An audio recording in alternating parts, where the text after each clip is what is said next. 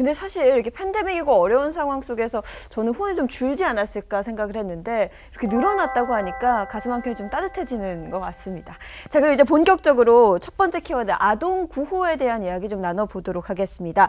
앞서 총장님 걸어오신 길에 대해서 짧게 저희가 설명을 들었습니다만 30년 넘게 어떻게 보면 그 자본주의 최전선에 계셨던 거거든요. 제가 이력을 쭉 들어보니까요. 네. 그러다가 이제 아동 구호에 관심을 품게 되셨는데 어떻게 또 그렇게 길을 달리가게 되셨는지 그것도 좀 궁금하네요. 네, 저는 뭐 우연과 필연이 좀 겹쳤다고 생각하는데요. 처음으로 아동에 대해서 관심을 갖게 된 거는 제가 우즈베키스탄이라는 나라에서 해외 근무를 할 때였는데요. 네. 그때 이제 일종의 사회 공헌 일환으로 그 타시켄트 지역에 있는 고아원을 돕는 사업을 기관에서 했습니다. 그래서 이제 물품을 구입을 해서 전달하는 그런 이제 활동을 했는데 당시 우즈베키스탄은 현재보다도 훨씬 더 못 사는 빈국이었죠. 네. 1인당 국민소득이 대략 뭐 한 300불 내외 정도 되는 그런 빈국이었는데 그 고아원을 가보고 제가 굉장히 쇼크를 받았어요. 이게 저희가 막연히 생각했던 한국에 있는 고아원은 보통 이제 제가 뭐 드라마나 이런 데서 이제 접했던 그 상황인데 네. 그거보다 훨씬 더 못한 그야말로 맨발에 입은 옷도 좀 변매지 못하고 네네. 영양 공급도 좀 많이 안 되어가지고 이게 영양실조 비슷한 그런 상황에 있는 아이들이 많은 것을 보고 저희가 뭐 신발도 제공하고 네. 의복도 제공하고 또 먹거리도 제공하고 이런 걸 했는데 그런 활동을 좀 하면서 그게 일시적으로 한번 가서 이렇게 도와주는 그런 뭐 크리스마스의 산타크로즈가 아니고 이게 좀 지속적으로 이 아동이 결국은 바르게 성장하는 그의 어떤 시스템적인 도움이 좀 필요하겠다는 생각을 처음으로 하게 됐고요. 네. 그리고 2010년도에 뭐 제가 아는 지인의 소개로 이제 활동 참여한 게 그 수단 어린이 장학회라는데 고 이태석 신부님께서 운영하셨던 단체죠. 거기에 이제 제가 금융적인 도움을 그러니까 금융적인 지식을 가지고 할 수 있는 역할을 이제 재능 기부식으로 하면서 네. 그 수단에서 돌아가는 어떤 그 아동들을 위한 사업에 대한 현황 같은 거를 좀 더 자세히 알게 됐고요. 이것이 바로 이제 이런 비영리 단체 NGO가 하는 일이구나. 네. 그래서 저도 기회가 되면 이런 NGO 활동에 좀 조그만 힘이라도 보태야겠다. 물론 이제 후원도 그때 시작했고요. 그런데 이제 세이브 칠드런은 그야말로 좀 우연이었다고 생각합니다. 제가 네. 33년 정권맨으로서 이제 경력을 마감했을 때 네.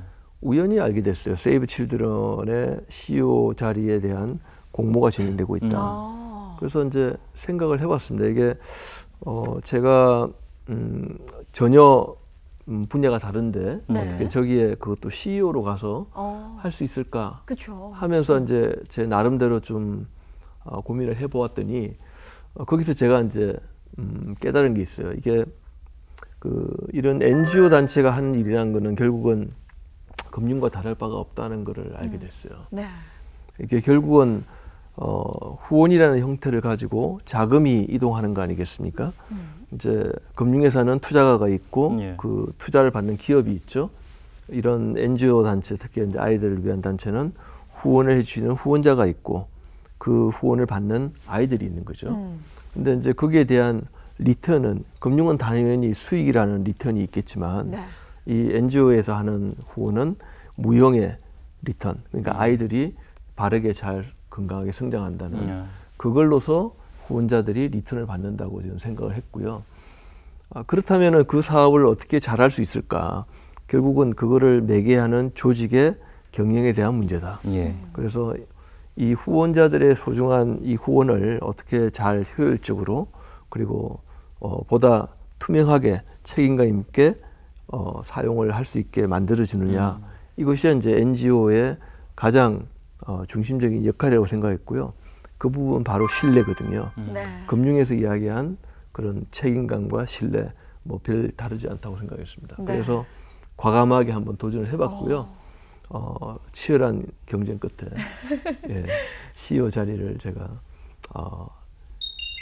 임명하게 됐습니다. 그때부터 이제 세이브에서 지금 새로운 여정이 시작된 거죠. 네, 뭐 금융업계 일을 할 때랑 크게 다르지는 않을 것 같다라고 말씀하셨는데 저는 생각해 보면 정말 대단하시다는 생각이 들거든요. 또 어떻게 보면 또 다른 길을 걷게 된 거니까. 근데 또 그 계기 시작이 2005년에 보니까 급성 백혈병 뭐 이런 게 있던데 예. 이건 무슨 얘기예요?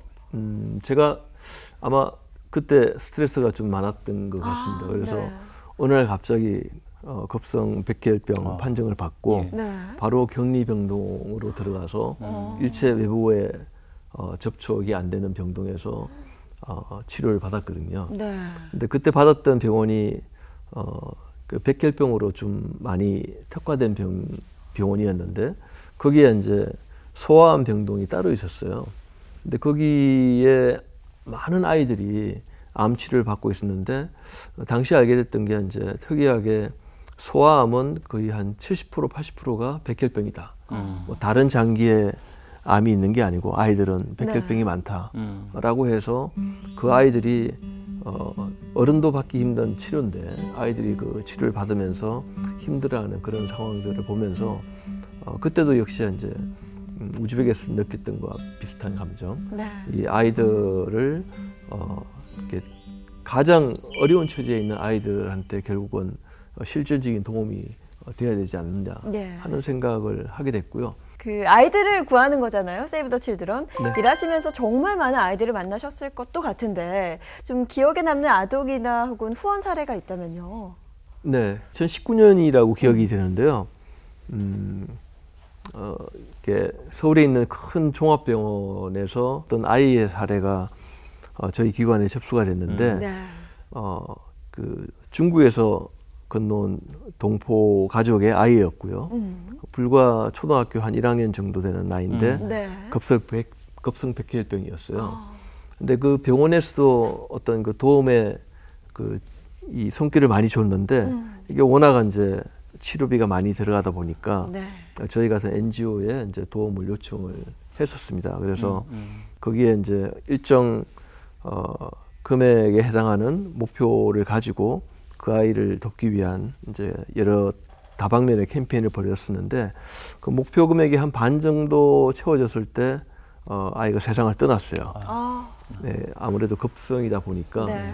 제때 치료가 좀 안 된 부분도 있고 또 이게 딱히 정형화된 치료법이 약물이 돼 있는 게 아니다 보니까 이제 그런 걸 했는데 정말 마음에 좀 상실감이 컸어요. 제가 네. 근데 또 그 병을 알았고 그때 병동에서 그 아이들의 그 모습을 봤기 때문에 더 이제 이 아이에 대해서는 꼭 살려야겠다 이런 생각을 했을 것 같아요. 네. 근데 그게 치료를 변변히 받지도 못하고 그렇게 되는 바람에 저한테는 굉장히 좀 아픈 기억으로 남아 있습니다. 네.